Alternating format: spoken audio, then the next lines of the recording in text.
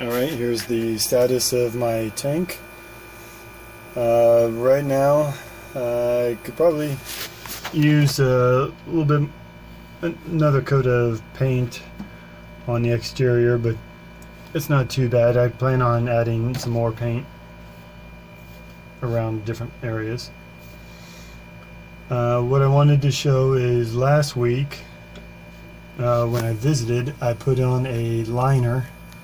It's a painted liner, and that's what this gray is right here. You can kind of see where it kind of pulled up at the bottom just slightly.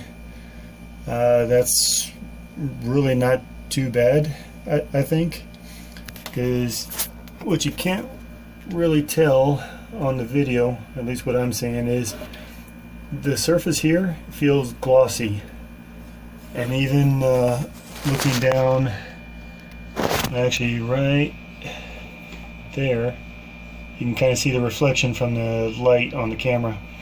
It has a gloss to it, and the whole inside is coated with this liner, and that is meant to protect everything when fuel is put in there. But like I said, I'm going. This right here is a two-part epoxy paint, so durable. I coated 3 coats of it on the inside. First white, gray, and then white again, just so I could see where I left off on the previous coats. Then I had some extra and put it on the outside. But once I get new seacocks over here and get these last 2 out and replace those, plan on painting further in those areas. Where the light is, that's where the old water lift muffler was at. So probably get some paint and probably clean up some of the dirt, whatever's back there. Now the inspection plates right now are in the truck. I started putting fittings on one. I need to put one of the plates here so I can test the pickup tube, make sure whether or not I need to trim the end of it off. And then what I'm looking at doing is putting right here a fill port. So right now I've got this hose, which will be replaced with something modern, but that'll attach right here and then kind of go up to the deck fill. So it'll be another hole being drilled in there, but at least I got the painting and the liner stuff on the inside taken care of first. But now with the liner, what I wanted to show is I use this right here, tank sealer by this KBS Coatings. I mean, it looks like muck right now, but this is a roller that I was using to coat the inside of the tank. And just to show this is just some that was, I guess, seeping out of the foam. This is just a foam roller, you know, just like this. I mean, nothing to it really. But if you can hear that over the air conditioner, this is like really durable. This stuff is really hard. So that kind of shows just how well this is going to be protecting the tank. I mean, super thin spot there, but yep, that's not coming off. That is really hard. So this KBS Coatings, you know, 1 quart can, normally used for you know, aluminum tanks, metal tanks. They also have multi-part kits where once you drain and clean out a tank, you know, there's one product to coat the inside, kind of, I guess, do an etching or clean, maybe a chemical clean of some sort. And this is supposed to seal, basically seal up the inside. They have videos on YouTube.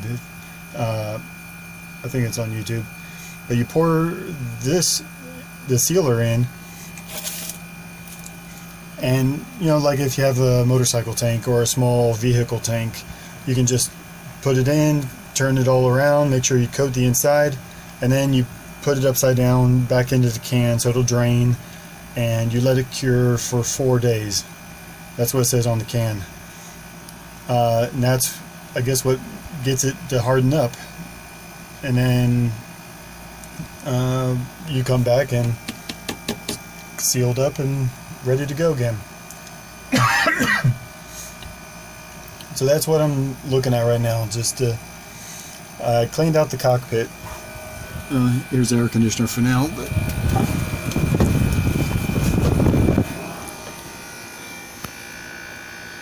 cleaned this out. Had rolls of fiberglass over here. The power cord and extension cord I had kind of all over in the back. You know, just really disorganized, so I cleaned that up first thing this morning.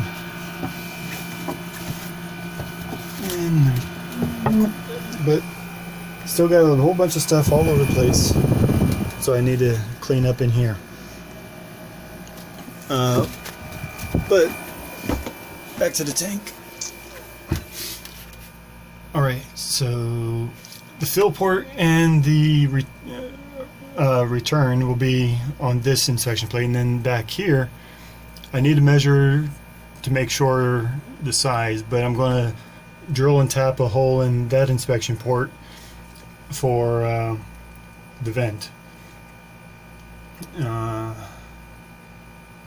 so I'm going to go get those plates and see if I can test fit those and see how it looks. Alright, here's the inspection plates, at least one of them. I attached this one, it's just finger tight right now, but I just wanted to show how these are put together. They're made by C-Built. Let's see if it'll show up. So these are the 8-inch plates, which requires a 6-inch hole cut. So I want to show how these are put together. So the bottom has like a split ring, so that way you can get it down into the hole. And then you bring the bolts up through the small holes. Then you have this top gasket. So while this is on the inside, this right here would be on the outside. So you get the gasket to seal from both sides. Then the plate will be just mounted on top like that. So what I'm looking at doing is, this is where the fill port will be to feed into the engine. This will be the fuel return, so after the injectors it'll come right back in through here. I have a hose barb, a couple of them. So these, focus. Anyway, these barbs, one's going to be on here and one's going to be on this side. So I have this little valve, just a little ball valve, so this will get mounted right here. But I need to measure for the vent, which will drill and tap a hole on this panel. But right there, that gives you an idea of how it's going to look when it's all said and done. So now I just need to check with the pickup tube. And right here, the pickup tube, just this long stainless tube. Pretty much comes right up to the top of the plate, and I know from test fitting in the hole it does seat down all the way, so I will need to trim just a little bit off the end of this tube. This tube, the overall tube, is 24 inches, so that will give you an idea of the the length of the, or the depth of the tank. And actually, while I'm thinking about it, I'll get a tape measure just to check. Alright, there it is. I measured from the end of the tube, and that's where it comes up at. So with the tube with the tube being able to sit all the way down in the panel, I will need to trim just a little bit off the end. So let's see, maybe a little more than a 1/4 inch might work, so that way it'll pick up from the bottom of the tank. Just want to show right now here, kind of have it loosely fit on the plate. I took a small piece off the end, I'd say about 1/2 inch or so, and then it's probably not going to be easy to see on here, but okay, you'll be able to see a little bit. Basically, I kind of ground the edges on the outside with the cutting wheel, and then I use a grinding wheel, like a little dome-shaped one. Actually, this right here, to ground out the inside, so that way it would be a smooth finish. So no burrs on it, nice and smooth. And here's with the plate in place. Well, actually both of them now. I didn't put the bolts on this yet, just because I need to put the thread sealer on here and get the little ball valve fitting on here, but that's how it's going to look. So feeding to the engine, the barb we're looking at coming out this way, so it'll go through the filters and into the engine. Then this way for the return. And then with the vent, that's more or less in the lazarette, so it's kind of way back there, so it'll just kind of run off to the back. But that's looking pretty good, I think. This tank is just about done. Well, like I said, I just need to put a hole over here for the fill port, and that shouldn't be a big problem.